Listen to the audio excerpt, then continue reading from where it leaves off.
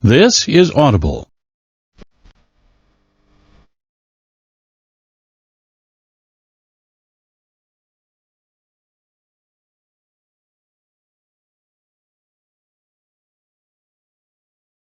Simon & Schuster Audio presents The Seven Husbands of Evelyn Hugo, a novel by Taylor Jenkins Reid.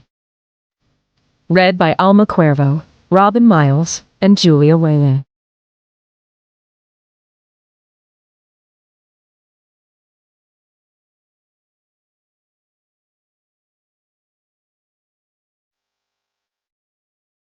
New York Tribune. Evelyn Hugo to auction off gowns by Priya Amrit, March 2, 2017. Film legend and 60s it girl Evelyn Hugo has just announced that she will auction off 12 of her most memorable gowns through Christie's to raise money for breast cancer research. At the age of 79, Hugo has long been an icon of glamour and elegance. She is known for a personal style both sensual and restrained, and many of Hugo's most famous looks are considered touchstones of the fashion and Hollywood archives.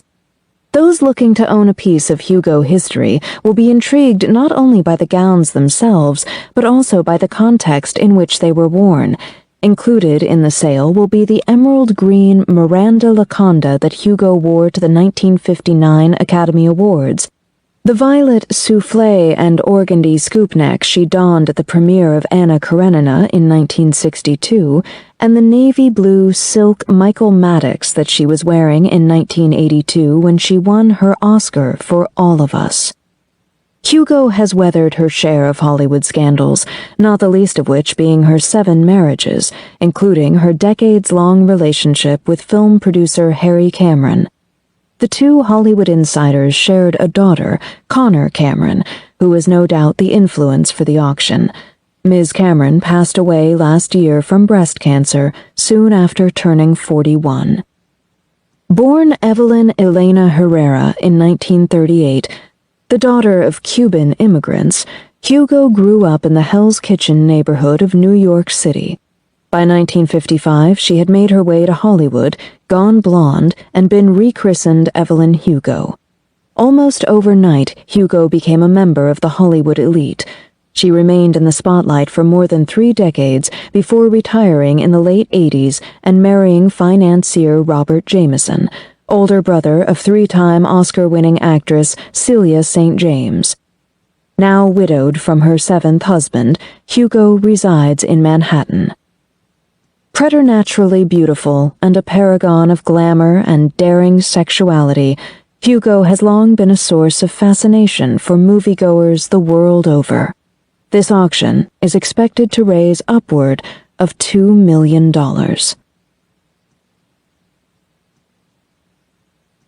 Can you come into my office? I look around at the desks beside me, and then back at Frankie, trying to confirm to whom exactly she's talking. I point to myself. Do you mean me? Frankie has very little patience. Yes, Monique, you.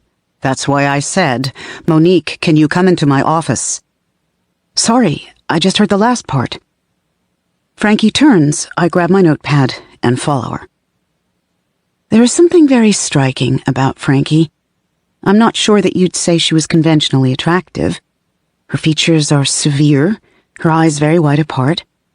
But she is nevertheless someone you can't help but look at and admire. With her thin, 6-foot-tall frame, her short-cropped afro, and her affinity for bright colors and big jewelry, when Frankie walks into a room, everyone takes notice. She was part of the reason I took this job.